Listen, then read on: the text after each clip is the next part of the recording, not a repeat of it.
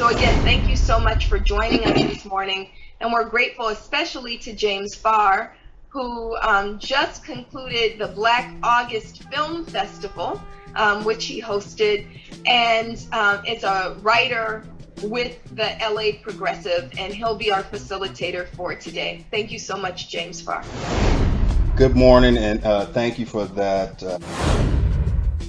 Troops.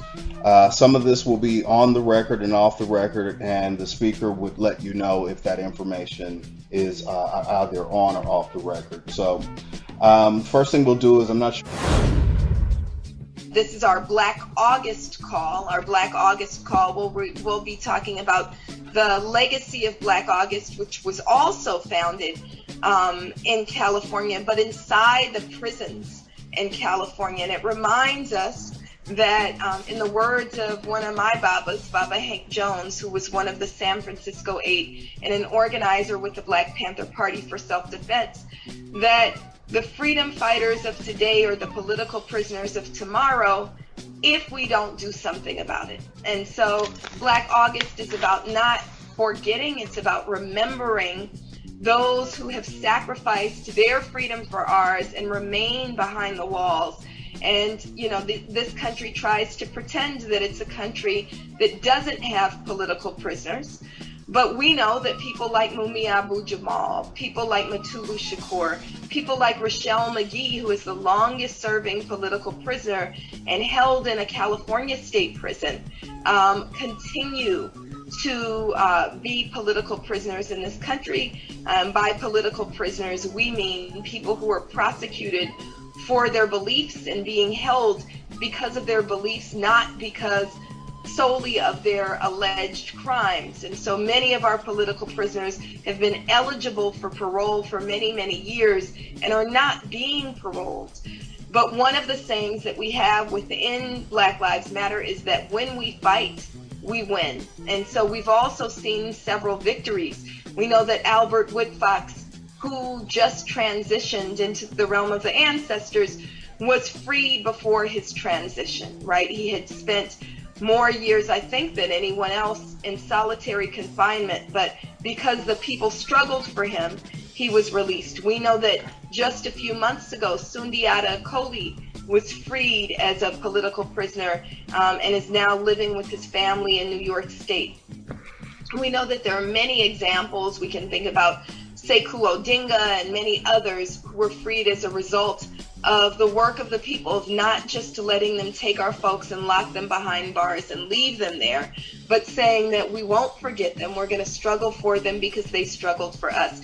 And so this call is about the work that Black Lives Matter Grassroots is doing around Black August. It's also about the rest of our on-the-ground work, the work that we continue to do in the name of our ancestors who were stolen, our ancestors who should not be ancestors, but who should be walking with us, but whose lives were stolen as a result of white supremacist violence in Buffalo, New York. Baba Akili, who's a longtime organizer with Black Lives Matter and an organizer for many decades before there was a Black Lives Matter, is just returning from our 4th trip to Buffalo, where we're organizing community there. We're happy to talk about our position on Brittany Griner, our position on Breonna Taylor, and the prosecution of 4 of the officers who stole her life. And we're happy to talk about the continued fight to regain Black Lives Matter social media and messaging outlets that remain in the hands of paid consultants, or as some folks would say, people who are, I'm being very nice, but people who are not the on-the-ground organizers with Black Lives Matter, but have control of both our resources and our platforms. So again, thank you so much for joining us this morning. Who's been leading much of our work around the Coalition to Free Rochelle McGee. He's a member of Black Lives Matter Los Angeles. I'll just expound a bit on those 4 pillars of Black August: to fast, to study, to train, and to fight, right? So the idea of fasting, I think several of us are actually Muslim on this call. The idea of fasting is to recognize that in denying our bodies, we actually deepen our spiritual connections. And so this month of Black August, where we have so many of our freedom fighters, so many of our folks stolen, but also such a legacy of resistance. If we think about, I call it Black Power Day. Black Lives Matter dubbed it Black Power Day, August 21st, where we had uprisings from everything from the Haitian Revolution started August 21st to Nat Turner's revolt on August 21st to the uprising at San Quentin Prison was also on August 21st. That it is a time when we are using our spiritual power, but also connecting ourselves one with the other. And so that is the fasting piece of it. It was actually inspired by Muslim brothers inside the California state prisons who are fasting for Ramadan. And so we do it similar to a Ramadan fast, from sun up to sundown, nothing by mouth, no food, no drink, from sun up to sundown. To study means that we're engaging, we're conscious of what we feed our minds. So as we deny our body, we are feeding our minds constantly. Black Lives Matter Grassroots is engaging in a collective read of George Jackson's Blood in My Eye, and we're asking everyone to engage in that read to make sure that we feed our minds with things that are healthy and inspiring, that remind us that we don't have to simply submit to the system as we're handed it. And then to train, to remember that our bodies are our temples, to do what we can to keep ourselves in physical shape. So for me, who's mama age old, that means walking. I take walks and also push myself a little bit further than I've been pushing myself. And then finally to fight. Again, we don't have to submit to the world as it's been handed to us. We can fight for what freedom looks like for all of our people. So fast, study, train, and fight. And part of that is also connecting with movement elders. And so we do that throughout the month. The radio program that we have as Black Lives Matter is called This Is Not a Drill. It airs every Saturday morning on KBLA Talk 1580, which is the only Black-owned radio station, talk radio station west of the Mississippi. And for the month of Black August, we're doing exclusive Black August programming. We began with a conversation with Jitu Siddiqui, Harold Welton, Mzuri Pambele, and Cameron Hurt, who's now joined us on the line, talking about the origins of Black August. Last week, we talked with Lumumba Bandele about the successful fight to free Sundiata Acoli and why we have to engage in ongoing fights. And then finally, this week we're going to be talking about COINTELPRO 101, why the FBI has never loved Black people. And we're going to be talking about how the FBI really targeted movements in order to destabilize them. So that's what we're doing in terms of, or part of what we're doing in terms of Black August. I'd like to welcome my friend and comrade, Cameron Hurt, on to talk about the partnership that we have and our participation in the Coalition to Free Rochelle McGee. So Cameron is a member of Black Lives Matter Los Angeles. He's also a member of PSL and one of the core organizers in the Coalition to Free Rochelle McGee, and we'd love to have him talk about that work. Thank you so much, Melina, and good morning, everybody. Good to see so many faces. I may not know all of you, but Cameron Hurt is my name. As Dr. Abdullah mentioned, I'm based in Los Angeles, where a lot of the work to help spread the word about Rochelle McGee is centered, but it's truly a national struggle. Truly, there's all the way to international support. And I want to mention, first of all, that Rochelle McGee is the longest held political prisoner in the country, the longest held in the world that we know of. He has been locked up since 1963, as well as a previous case in Louisiana, but within California, it's been 59 years of constant imprisonment. So we got to think about it. He would have heard about Malcolm X being assassinated while in prison. You would have heard about Martin Luther King being assassinated in prison. Watergate. You can go through all the years, and all of this was viewed through the lens of a prison cell. The reason that he's still in prison today is because very close to the heart of Black August, the Marin County Courthouse Rebellion took place in his courtroom. Now, he was not one of the conspirators. He didn't plan this act of rebellion, but once he was offered the opportunity to escape, like so many people who have been enslaved or tortured or brutalized in the past, he took that opportunity to escape. Of course, Jonathan Jackson, who was the main coordinator of it, as well as William Christmas and James McLean, were all killed outside the Marin County Courthouse. Rochelle was gravely injured, and basically the state has decided from that moment on to make him the example out of everybody. Because he was the only survivor of the rebels, they made sure to lock him up for good. And we decided, there have been, to go back historically, many, many attempts to free Rochelle McGee, going all the way back to the 70s. Every once in a while, the attention on it would slip away.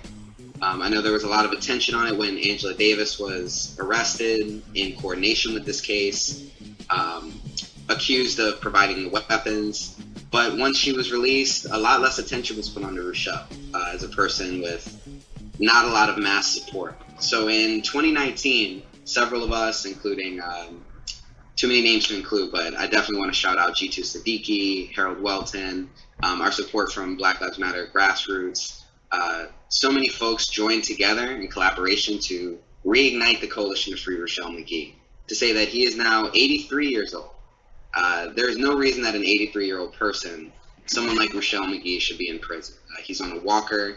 His physical and mental abilities are very strong. I will say that, very strong, but one can only imagine how much stronger it could be without, the constant brutality of prison and the lack of, ability to connect with more people. We believe that he would be a great service to his community if we get him released, if we get him out. He could help guide people. We could talk about his experiences. We could have him on these types of calls. That's the kind of future that I want to see, is that he is out and able to contribute the way he should have been the whole time. There's so many other details, but what I really want to get to is just how we can help spread the word. First of all, I want to say that Black Lives Matter has played an amazing role in getting the word out, from allowing us onto, everything from radio programs to agendas at different meetings and, the weekly meetings that happen, helping to spread the word and even help us get the billboard that's currently on Slauson Avenue. These are the types of things that have helped make Rochelle more of a household name. That's what we want. We want people to know who he is the same way they know, whether it's Mutulu Shakur, Mumia Abu-Jamal. All of these prisoners need to be freed, especially, these ones who have sacrificed so much for us along the years. So www.freerochellemcgee.org is our central website where you can find just about everything. We have a petition based on there. I have links and everything. I won't say them out loud, but there's also ways to write to the governor. In just a few clicks, you can send a pre-written letter. Each one of those counts. There's a page to donate. There's a page to endorse as an organization.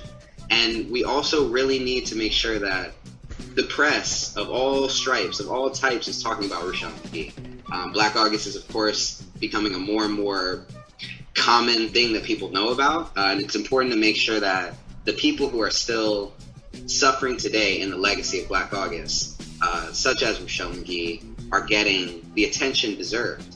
This truly is a human rights abuse of the highest degree. The United States loves to talk about political prisoners in other places. And the United States refuses to acknowledge that they have any political prisoners. This is the type of myth that can be uncovered with real progressive militant journalism. This is the kind of thing that we can really play a historic role in doing together, is getting the word out and showing people that there are efforts to free this person and that there is a deep crisis when an 83-year-old man is locked up stemming from a $10 marijuana-related charge. That was what happened in 1963. So I mean, I think those are the main points. We're able to be found on Instagram and Facebook and Twitter. Our handle is Free Rochelle McGee, and that's Rochelle with 2 L's, McGee with 2 E's. On Instagram and on Facebook, and then on Twitter, we're Free Rochelle Now.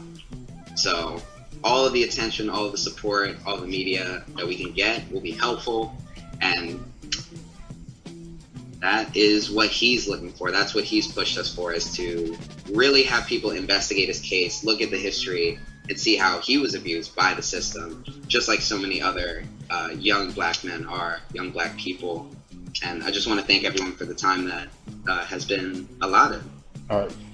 Thank you, Cameron. And stick around, because I'm sure some folks will have some questions for you when we get to the Q&A. And while we're in our next segment, if you could go in the chat and put some of that contact information, the website, so folks know how to contact you. Next, we'll move on to Baba Akili, who will talk about white supremacy and state-sponsored violence.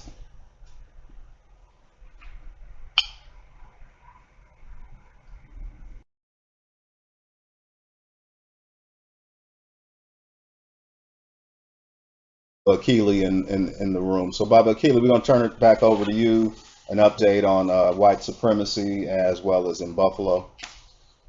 Yes, and one of the meaningful things about the work that I've been doing is being able to connect with and support groups around the country who are doing good work. We just returned from a delegation of Black Lives Matter's Grassroots, just returned from Buffalo. We were there to support what the people are doing in terms of responding to the conditions that happened there. The first one is they reopened the store, Tops, where the murder happened.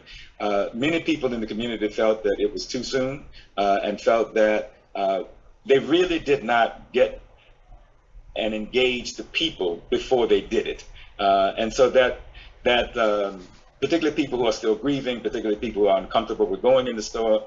So that was an opportunity when we were there to support the efforts to raise the issue of it's too soon and we want more. And then we returned just recently to work with the people and support what they're doing around rethinking, reimagining, and reconsidering what the community wants. First, in terms of memorializing, recognizing, and remembering the 10 people who were massacred at Tops. They want that they want that area turned into a place that people remember, and so that we don't forget. Because one of the things that they're concerned about is now that it's fallen off the front page, that and the world has moved on, that much of the attention that they got is now moved on to other things. Secondly, what they're really looking at is renewing and rebuilding and reinvesting in the community, particularly this Jefferson, that community that surrounds Tops. What do they want? And then this whole call for the people wanting more. So we were there to participate and support a visioning session where people from the community were brought in to share what they want to see for their community, what they want to make sure begins to happen. It was a meaningful session because in many ways, the people had not been asked that simple question: what do you want to see? What does more mean to you? And it was a great exercise. We spent 2.5 hours together, and people talking about the impact first of the massacre, second, the resilience of the community, and third, the vision for a better community. And so I was certainly glad to be there, to be able to support and what they were doing. But more importantly, it underscores the need for two things. One, we don't forget the massacre. We don't forget what happened. And we don't forget that white supremacy is still very much a part of what's happening in the U.S.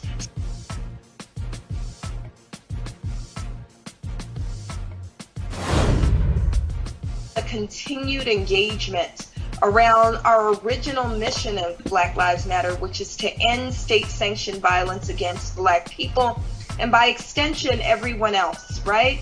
And so the work that we're doing in Buffalo, the work that we're doing around Black August is really, really important, and we look to Black media as our partners in this work.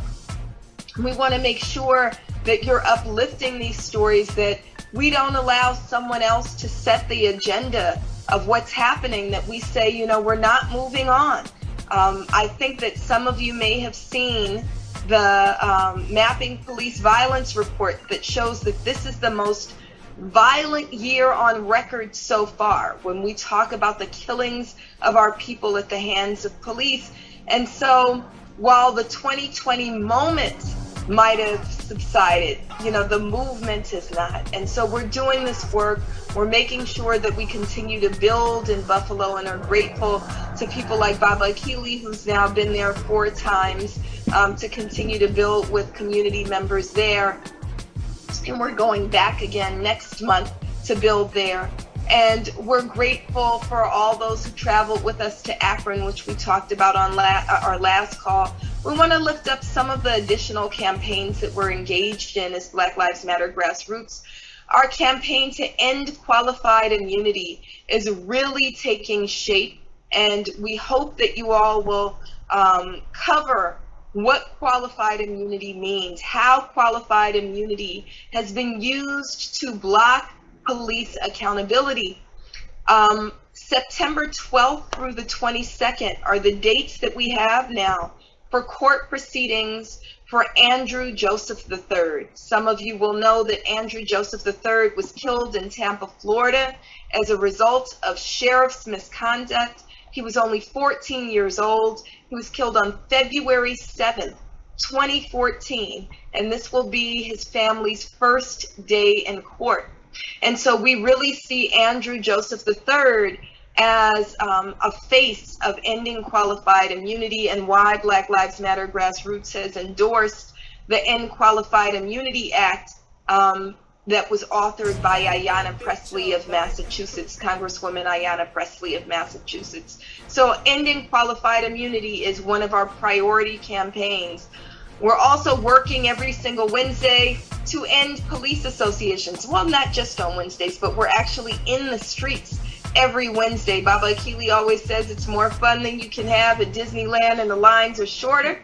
So there are dozens and dozens of people, sometimes hundreds of people, that every single Wednesday, and we're now at week 80, that we've been protesting police associations that we say are not unions. I have on my red union shirt, I'm a member of a real labor union.